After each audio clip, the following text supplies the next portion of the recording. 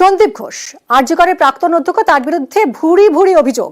এবার টালা থানায় দুর্নীতির মামলা দায়ের হলো সন্দীপ ঘোষের বিরুদ্ধে। আইপিএস অফিসারের অভিযোগে দুর্নীতির মামলা রুজু করলো টালা থানা।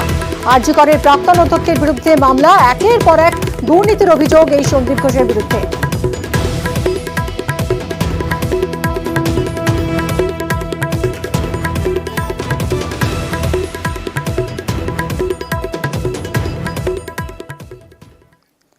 এবার সিটের জিজ্ঞাসাবাদের মুখেও সন্দীপের বিরুদ্ধে দুর্নীতির তদন্তের তৎপরতা। একাধিক অভিযোগ জমা পড়েছে স্বাস্থ্য দপ্তরে।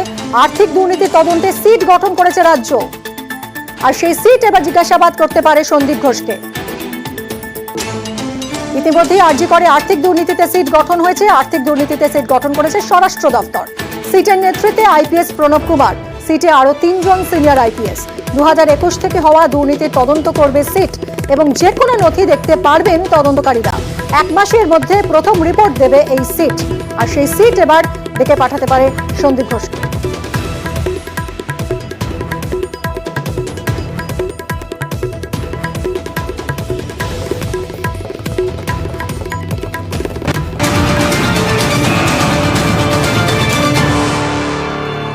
সন্দীপ ঘোষের বিরুদ্ধে অভিযোগের পাহাড়।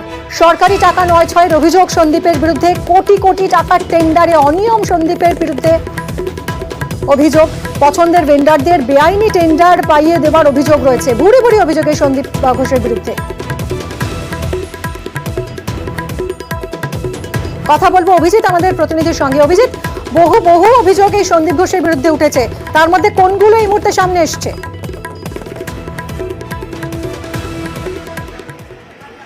মিমি, এই সন্দীপ ঘোষ, যে সন্দীপ ঘোষের বিরুদ্ধে দিনের পর দিন ধরে নানা রকমের অভিযোগ আর পাহাড় প্রমাণ দুর্নীতির অভিযোগ, যে দুর্নীতির মধ্যে 3টি সুলভ শৌচালয় নির্মাণ, 5টি খাবারের দোকান, 3টে ক্যান্টিন এবং 1টি ক্যাফেটেরিয়া বেআইনিভাবে নির্মাণের অভিযোগ।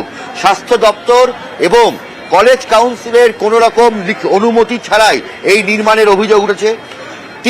নির্দিষ্ট 3 জন ভেন্ডারের সঙ্গে অবৈধ যোগাযোগ ছিল, যারা এই 3 জন ভেন্ডারই এখানকার সমস্ত কাজের বরাত পেত। এমনকি কোটি টাকার ওপর যে সমস্ত টেন্ডার হতো, সেই টেন্ডারগুলো নিয়ম বহির্ভূতভাবে কয়েকজন পছন্দের লোককেই পাইয়ে দেওয়া হতো, যাদের ন্যূনতম টেন্ডারে বিড করারই ক্ষমতা ছিল না। এবং এখানেই শেষ নয়, টাকা পয়সা সংক্রান্ত সমস্ত নীতি তিনি ইচ্ছাকৃতভাবে এড়িয়ে চলতেন। অ্যাকাউন্ট অফিসারকে অগ্রাহ্য করে পছন্দের লোককে বিভিন্ন রকম ভাবে এখান থেকে টাকা পাইয়ে দেওয়া হতো। হাসপাতালের বিভিন্ন জায়গাতে সিভিল এবং ইলেকট্রিক্যালের কাজের জন্য যেটা পিডব্লিউডি করে, সে তাদেরকে এড়িয়ে বাইরের থার্ড পার্টিকে দিয়ে এখানে কাজ করানো হতো। এখানেই শেষ নয়, যে কোনো কাজের জন্য তাকে 20% কমিশন দেওয়া হতো। নানান বেনামি ব্যবসার সঙ্গে যুক্ত ছিল হাসপাতালের অভ্যন্তরে, অর্থাৎ এই আরজিকরের ভিতরে নানা বেনামি ব্যবসার সঙ্গে যুক্ত ছিলেন এই সন্দীপ ঘোষ। এই অভিযোগ উঠেছে হাসপাতালের ভেতরে একটি 2 হুইলার পার্কিং রয়েছে, অর্থাৎ যে এমার্জেন্সি বিল্ডিং এর 4 তলায় এই ঘটনাটি ঘটেছিল, সেই এমার্জেন্সি বিল্ডিং এর পেছনে বেসমেন্ট অর্থাৎ তলায়, সেই বেসমেন্টে একটি 2 হুইলার পার্কিং। সেই 2 হুইলার পার্কিং এ কেএমসি বা স্বাস্থ্য দপ্তরের কোনো অনুমতি ছিল না। বয়েজ হোস্টেলের ক্যান্টিন, নতুন যে গার্লস হোস্টেলের ক্যান্টিন এবং একই সঙ্গে এখানকার যে ক্যাফেটেরিয়া, প্রত্যেকটি নির্মাণের ক্ষেত্রে সন্দীপ ঘোষ সেখান থেকে কাটমানি খেত বলে অভিযোগ। হাসপাতাল, কলেজ, আরজিকর মেডিকেল কলেজের হাসপাতালের কোনো ক্ষেত্রই মনে হয় বাদ যায়নি। সব জায়গা থেকে অভিযোগ এসেছে সন্দীপ ঘোষের বিরুদ্ধে। প্রাক্তন ডেপুটি সুপার আরজিকরের আক্তার আলী, তিনি আগেই অনেক অভিযোগ এনেছিলেন। শুনুন কি অভিযোগ করেছিলেন তিনি।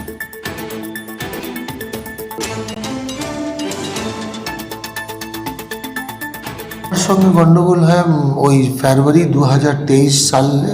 উনি কিছু অফিসারকে গিফট দিয়েছিলেন, সেই নোটশিটও আমি সই করে নিই এনএমসি ইন্সপেক্টরে। এটা তো ওয়ান কাইন্ড অফ ঘুষ। এগুলো আমি প্রতিবাদ করেছিলাম বলে রাতারাতি, আমার শুধু না, অনেক ডাক্তার যারা প্রোটেস্ট করতেন, ওনার নিয়মগুলো মানতেন না, বেআইনি কাজগুলোকে সাপোর্ট করতেন না, রাতারাতি বেছে তাদেরকে উনি ট্রান্সফার করেছেন। উনি একটা নিজের সাম্রাজ্য ওখানে তৈরি করে পুরো মানে মেডিকেল মাফিয়া হিসাবে চালাতেন। সমস্ত ট্রান্সফার লিস্ট সব আরজি করে হয়, প্রমোশনের লিস্ট আরজি করে হয়। হেলথ রিক্রুটমেন্ট বোর্ডে আমার পোস্টিং হলো, তারপরে আমাকে বসিয়ে দিল। আমি 52 দিন বসেছিলাম। আমি হয়তো পেনশন পাবো না। উনি এতটা পাওয়ারফুল কি আমি নিজেই সাফারার হয়ে গেলাম, ওনার কিছুই হলো না। রাজ্য মুখ্যমন্ত্রীর ওপরে ভরসা আছে কি উনি জাস্টিস করবেন।